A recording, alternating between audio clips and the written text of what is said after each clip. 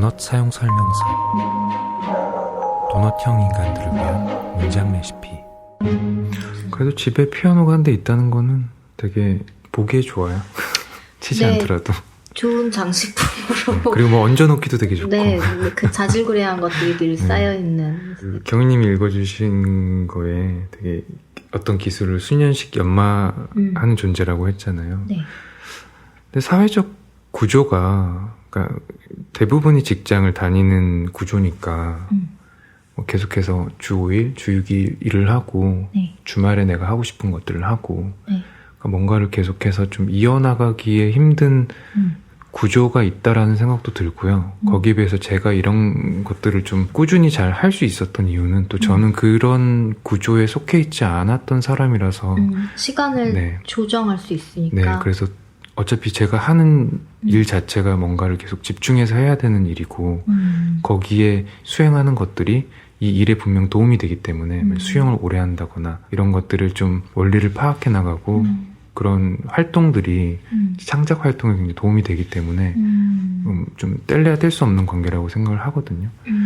그래서 더 잘 할 수 있게 된 그런 구조를 제가 가지고 있지 않았나 하는 생각이 좀 들어요. 그거 아마 제목님이 시간 활용을 잘 하셔서 그럴 거예요. 그렇지는 않아요. 이게 저도 자영업이랑 프리랜서를 같이 하지만 저는 제 시간이 제 시간이라고 생각을 오히려 회사 다닐 때보다 거의 못하고 살았거든요. 왜냐면 일이 들어오고 손님을 대해야 되는 입장에서 제가 제 시간을 스스로 정할 수 없는 게 너무 많았어요. 스케줄 자체를.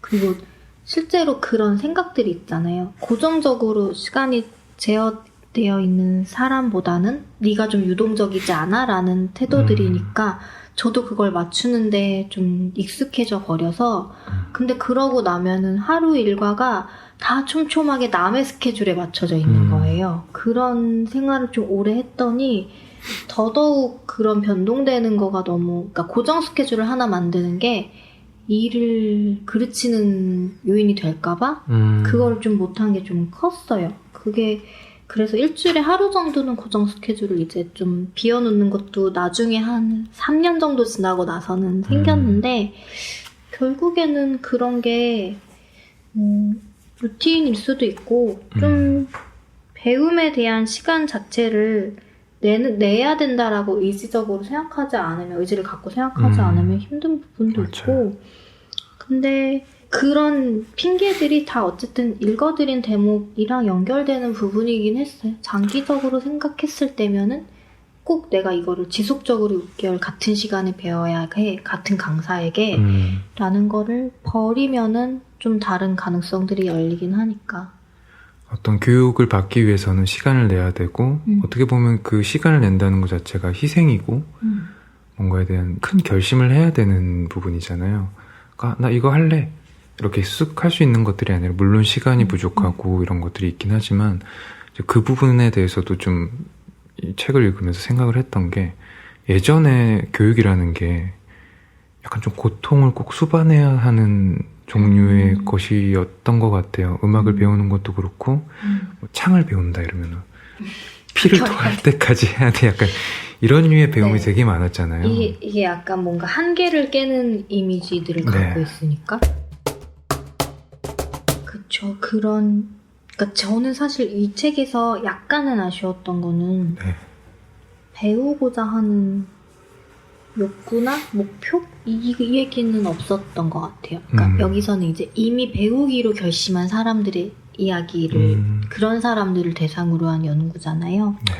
물론 애초에 이 책에 쓰인 게 그런 거를 연구한 거긴 한데 그러니까 저 같은 사람은 중요도가 일상에서 어쨌든 일이 차지하는 시간이 크고 저는 약간 일과 취미가 결합되어 있는 형태로 무언가를 하는 경우가 많기 때문에 그러니까 그렇죠. 도넛도 어떻게 보면은 취미인데 어떻게 보면 일인 거고 그러니까 하는 일 자체가 제가 좀 선택한 영역 자체가 남들은 취미라고 할 수 있는 독서의 영역에서 일을 선택했기 때문에 그게 가능하면서 그게 좀 한계이기도 하지만 그러니까 내가 이 일을 함에 있어서 필요한 것들을 더 배워야지라는 것 자체가 지금까지 발견된 것 중엔 없었던 것 같아요. 근데 저는 생각보다 말하는 기술에 대해서 많이 쓰는 쪽으로 가고는 있거든요.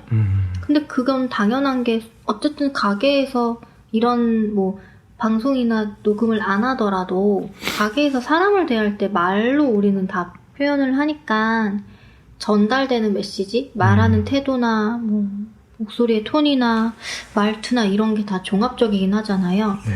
근데 저는 남들이 말하면 들으면 되게 웃기겠지만 말하는 거에 대해서 좋은 말을, 그러니까 칭찬을 들을 때 늘 대답했던 게 그래 나는 전공이 좀 그런 쪽이었기 때문에 토론이라던가 약간의 라디오 아나운싱 같은 거는 전공 수업에 있었거든요. 근데 그게 그냥 사실 요즘에 누가 학부에서 배운 거를 써먹겠어요.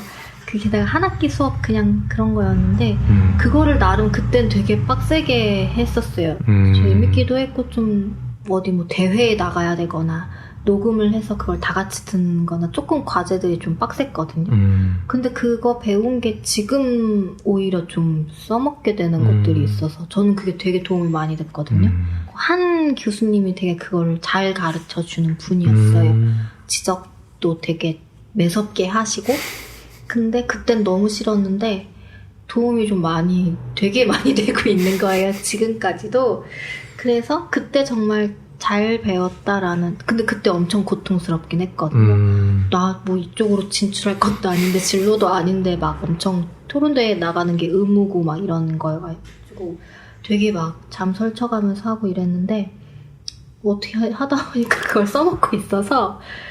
근데 저도 대학 다닐 때 뭐 좀 전공과 관련 없는 교양들을 듣잖아요. 네. 근데 그 와중에 되게 좀 흥미있는 과목들이 꽤 있었거든요. 네. 근데 초중고를 다니면서 워낙 국영수를 제외하고는 중요하지 않다라는 것에 대한 게 너무 이제 판에 박혀 있다 보니까 대학에 가서도 약간 전공 이외의 것들을 좀 등한시하는 경우가 있었어요. 좀 지금 와서 되돌아간다고 하면은 전공도 물론이거니 다른 교양 과목들을 좀 재밌게 듣지 않았을까? 듣고 싶다라는 생각도 좀 많이 드네요. 전 전공보다 잡다한 교양을 더 열심히 들었던 다행히 좋은 분들을 만나서 배운 게 지금 거의 15년이 지난 지금까지도 너무 좋게 쓰고 있어서 다행이라는 생각이 또 들고 아무튼 이 책에서 아쉬운 건 그거였어요. 이제 배우고자 하는 욕구가 없는 사람이라던가 다양한 케이스에 대해서 다루지 않으니까. 네, 그러니까 저는 약간 실용성이 떨어지면 흥미를 좀 잃긴 하거든요. 되게 안 좋은 거라고 생각하긴 하는데 물론 실용성이 엄청나지만 못 배우는 것들도 있죠. 특히 이제 언어는 그런데 그 힘든 과정을 하고 싶지가 않으니까 좀 꾀를 부리게 되는 부분 때문에. 근데 이 책에서 그런 심리에 대해서도 다뤄줬으면 어떨까라는 생각도 들기는 했어요. 근데 혹시 지금 국내에 번역은 안 돼 있지만 이 저자가 시어더 다이먼이 뭔가 연구소에서 계속 그런 걸 하고 있을 수도 있으니까 그런 거에 대해서도 좀 궁금증이 있더라고요. 그러니까 취미라고 부르면 이게 너무 가벼워지는데 분명 그건 아닌 것 같아요. 왜냐하면 예를 들어 제가 갑자기 한 40대에 물리학에 관심이 생기거나 전혀 상관없는 거에 관심이 생길 수도 있잖아요. 근데 그런데 그렇게 뒤늦게 배우는 사람에 대한 이야기 같은 것들도 좀 궁금하기도 하고.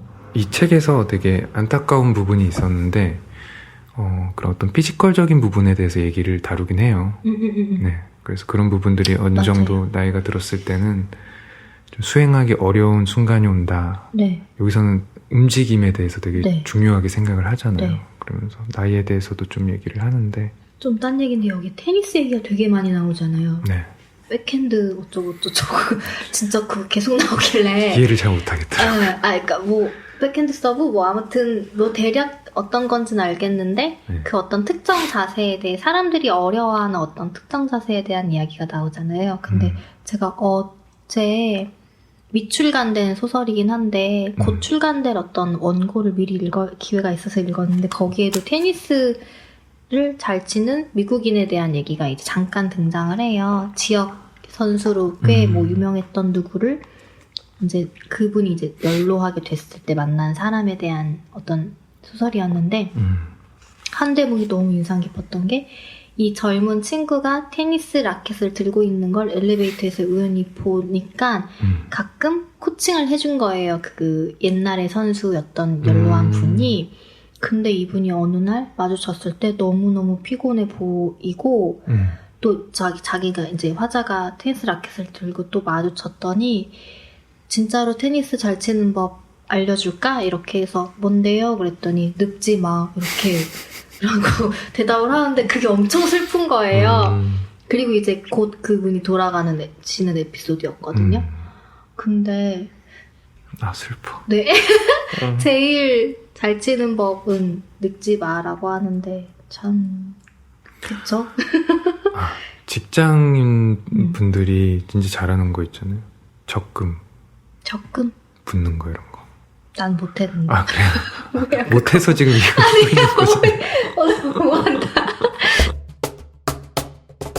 배움에 대해서도 일정하게 시간 투자를 못하는 게 오히려 좀 그런 유동성? 아마 근데 제목님은 그 지금의 생활을 저보다 훨씬 일찍 시작했기 때문에 그 안에서의 루틴과 시간 활용을 가능하게 만든 게 분명 있을 거예요. 어떤 지점에. 생각을 해요. 근데 저는 이제 막 시행착오를 겪고 있는 사람이라서 그 9시 출근해서 물론 야근을 하고 뭐 주말에도 일하고 이거는 직장인 때도 그랬지만 그거랑 어쨌든 프리랜서로서 제한받는 것들을 늘 수락할 수 있게끔 내 시간을 운용하는 거는 저는 아직도 적응 중이거든요. 그러니까 오늘도 이제 잠깐 저희가 녹음 전에 얘기했지만 저는 개인적으로 휴일이었지만 오는 업무 전화 다 받아야 되고 근데 사실 안 받으면 안 받을 수 있어요. 모르는 번호라든가 쉬는 날엔.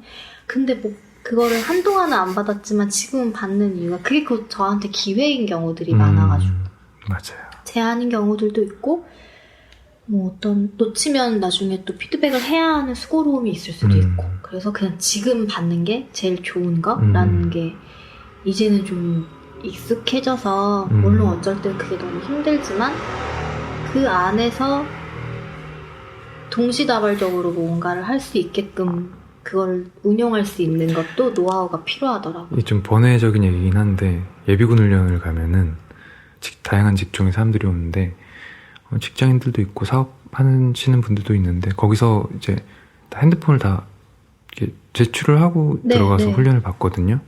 근데 사업하시는 분들은 그걸 이해를 해줘요. 그래요? 전화를 받아야 되니까. 그래서 사업하는 사람들은 어느 정도 허용을 해주세요. 암묵적으로. 제가 가게 번호를 개인 번호로 쓰는 이유도 가게만 했으면은 당연히 가게 전용으로 했을 텐데 개인에 대한 제한도 있기 때문에 열어놨었거든요. 지금은 그걸 되게 많이 후회하지만 그렇다고 맘먹어서 지금 바꾸냐? 그것도 아니에요. 그럴 수 없는 부분도 있고 뭐 이메일로 하시든 뭐 뭘 하시든 정하라고는 정할 수는 있겠지만 그런 것조차 장벽이라고 생각이 들긴 들어요. 맞아요. 일을 컨택할 때 전화를 선호하는 사람이 분명 아직 되게 많기 때문에 맞아요. 저 같은 경우도 지금 이제 소속사가 없고 번호를 공개할 수가 없으니까 그냥 이메일이나 DM이나 이런 걸로 이제 받고 있는데 그런 걸로 연락을 해야지라는 생각을 못 하시는 분들이 꽤 많으세요. 네, 그리고 그것도 저도 어쨌든 배제의 방식이라고 생각을 해서 아직은 전화를 오픈하는 거를 못 놓겠더라고요.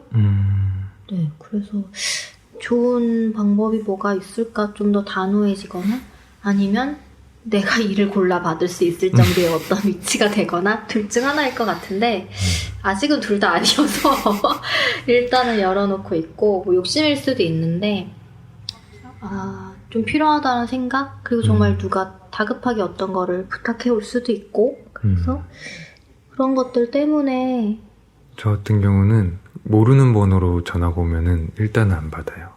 진짜 급하면 한 번 더 오겠지 싶어. 한 번 더 오거나 꼭 필요하면은 문자라도 남기겠지. 왜냐면 그렇지 않고 오는 맞아요. 전화면은 이거는 꼭 내가 아니어도 되는 일이야 라는 게 좀 여러 일들이 있으면서 좀 약간 찔러보기? 간보기? 식의 연락들도 많이 오니까 그렇게 될게 네.